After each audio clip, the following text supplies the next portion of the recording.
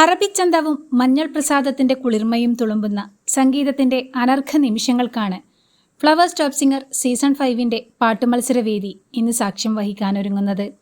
You are truly musical എന്ന് വിധികർത്താക്കൾ വിലയിരുത്തിയ ആലാപന ചാരുതയുടെ വിസ്മയത്തിനും പാട്ടുവേദിയിൽ അരങ്ങൊരുങ്ങുന്നുണ്ട്.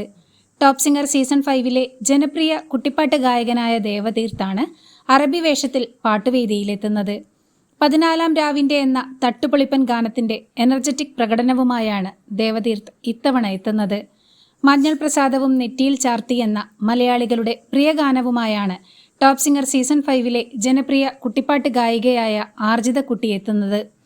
ഓരോ മലയാളിയും ഹൃദയത്തോട് ചേർത്ത് ആവർത്തിച്ച് കേട്ടാസ്വദിക്കുന്ന നിത്യഹരിത ഗാനം ആർജിതയുടെ വശ്യമായ സ്വരമാധുരിയിൽ വീണ്ടും കേൾക്കാനുള്ള അവസരമാണ് പ്രേക്ഷകർക്കായി ഒരുങ്ങുന്നത്.